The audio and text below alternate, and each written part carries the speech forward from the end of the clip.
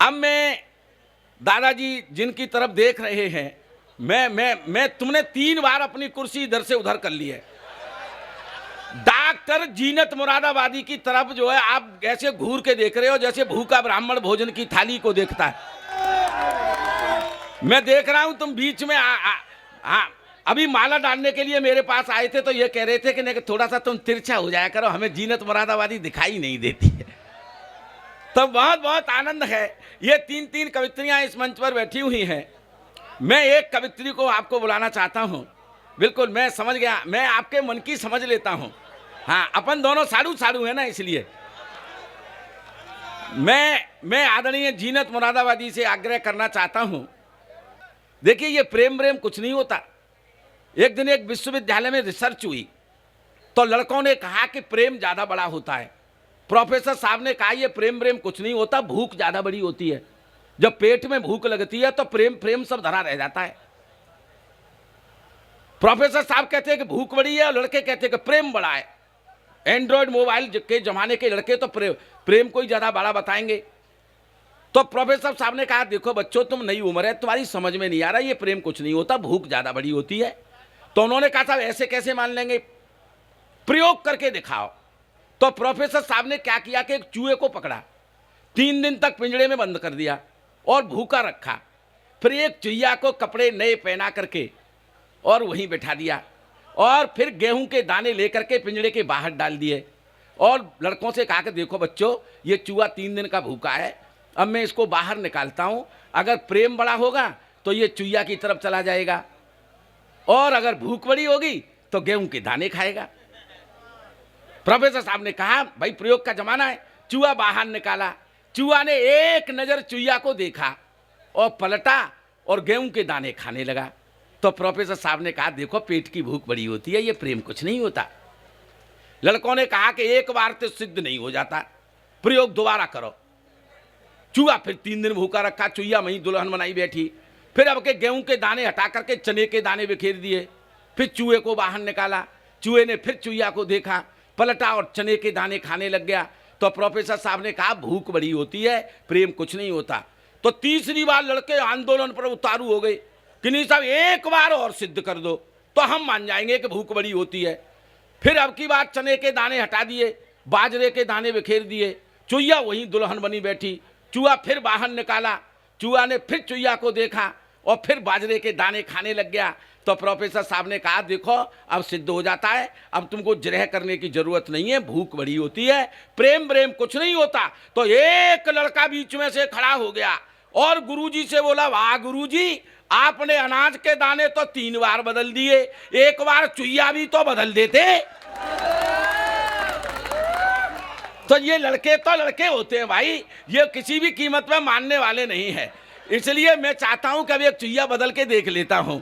अगर आपको आनंद आ जाए तो जोरदार तालियां बजा करके आप जीनत मुरादाबादी को बुलाइएगा। आए भाई जीनत मुरादाबादी जी, देख लो चुहिया ऐसे ही कपड़े पहन के आई है जैसे दुल्हन पहनती है। वाह। मंच को प्रणाम करती हूँ, माँ शारदे के चरणों में नमन करती हूँ। बहुत अच्छा संचालन कर रहे हैं, बहुत अच्छा कवि सम्मेलन चल रहा है। मंच को प्रणाम करती हूँ। अच्छा करता ही हूँ।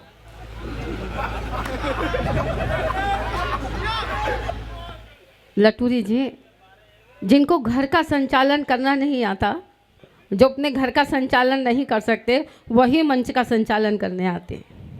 नहीं मैडम, मैं मंच का भी अच्छा करता हूँ और घर का भी अच्छा करता हूँ। अगर तुम्हें संदेह है तो अपने घर का करवा के देख लो।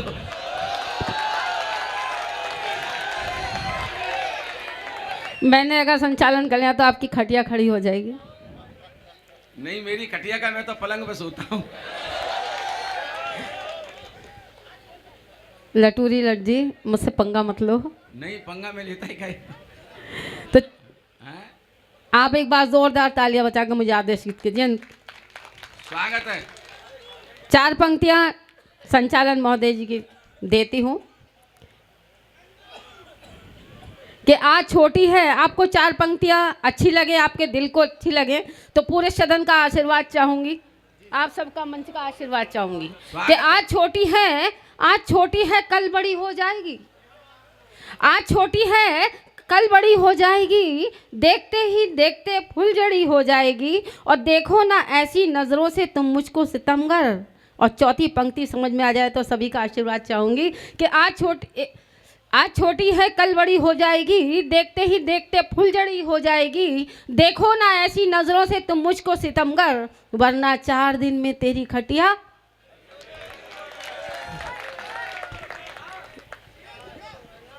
तो लटूरी लज्जी हमसे पंगा ना लें। नहीं, मैं पंगा वंगा कुछ नहीं लेता हूँ, और न मैंने आपको पहले ही बता दिया था कि मैं खटिया पे सोता ही नहीं हूँ। लेकिन तुम लोग सुन लो, छोटे आ से आप लिखा हो ऐसा भी हो सकता है। छोटे आ से आप लिखा हो ऐसा भी हो सकता है। पढ़ा लिखा वो शख्स गधा हो ऐसा भी हो सकता है। और अगली पंक्तियों को समझना, छोटे आ से आप लिखा हो ऐसा भी हो सकता है। पढ़ा लिखा वो शख्स गधा हो ऐसा भी हो सकता है। तू जो घुसा है गैर के घर में अपना जी बहलाने को, तेरे घर कोई और घुसा हो ऐसा भी हो सकता है।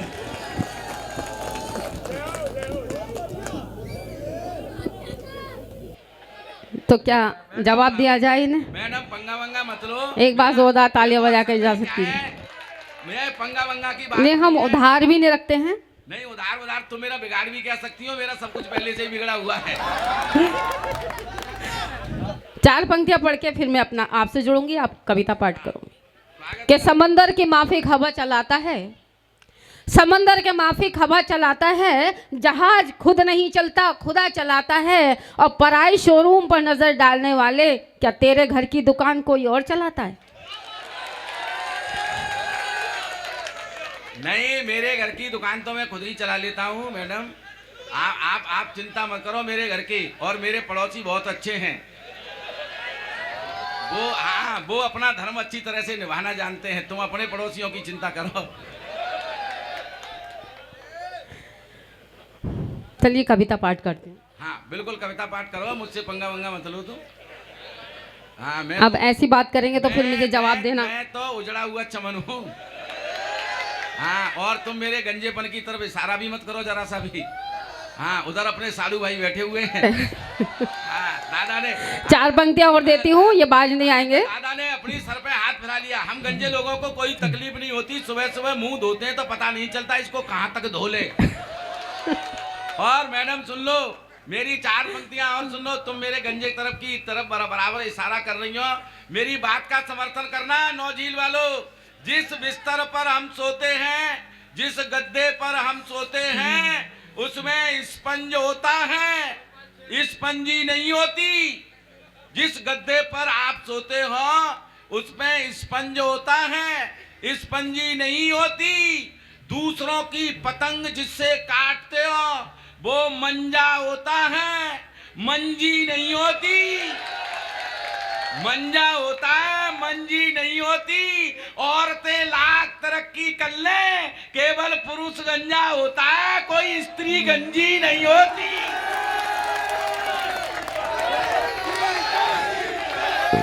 हाँ। नहीं, आपने बिल्कुल ठीक कहा। जब 4 पंक्तियां बनती हैं। हाँ, आप चिंता मत करो, मैं तुम्हारे साथ हूँ। हाँ, तुम पीछे से बोल रहे थे, अब आगे आगे हो। हाँ, मैं जानता हूँ नौजील वालों को कि एक 5 रुपया की कुल्फी को चारों तरफ से चाट चाट के खाते हो। हाँ, वहां से देख रहे थे, अब बगल में आ गए हो जीनत मुरादाबादी को देखने के लिए। वाह, समझ गया मैं। तुम क्या इनका जवाब दिया जाए? तो चलिए मैं जवाब देती हूँ आपको। कि दाल में से कूद के जीरा निकल गया, दाल में से कूद के जीरा निकल गया, और फूट में से फूट के खीरा निकल गया। अब कुछ नहीं बचा तुम्हारे पास, सूखी जलेबी रह गई, शीरा निकल गया। अरे कविता पाठ करती। ये नौजील वाले हैं जीनत जी, तुम बेवजह की बातें मत करो। तुम अपने आप को ज्यादा वो मत समझो, सौंदर्य की देवी। और मुझे केवल रेगिस्तान और बंजर मत समझो। मैं जानता हूँ अच्छी तरह कि तुम हो चांद पूनम की और हम टूटते सितारे हैं। तुम हो, मेरा साथ देना नौजील वालों। मैं तुम्हारी वकालत कर रहा हूँ, मेरी बात ठीक लगे तभी तालियां बजा करके इनसे कहना कि ये कविता पढ़े, है ना। तुम हो चांद पूनम की और हम टूटते सितारे हैं, तुम हो धार नदिया की और हम डूबते किनारे हैं। तुम हो चांद पूनम की, अरे अगली पंक्तियों पे बजाना ताली, है ना।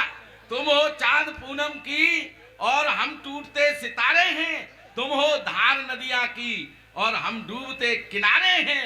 पर ऐसे न करो बदनाम इन कातिलों के मेले में, हम कल भी तुम्हारे थे और आज भी तुम्हारे।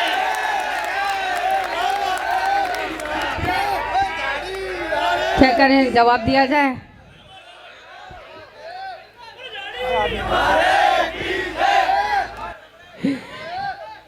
तो पढ़ना चाहती हूँ, देखिएगा। हाँ, स्वागत है आप कविता कि जब जवानी कोई मचलती है, जब जवानी कोई मचलती है, जान बुढ़ों की बहुत जलती है, और बातें करते हैं आशिकी की बे, जिनसे गर्दन नहीं संभलती है।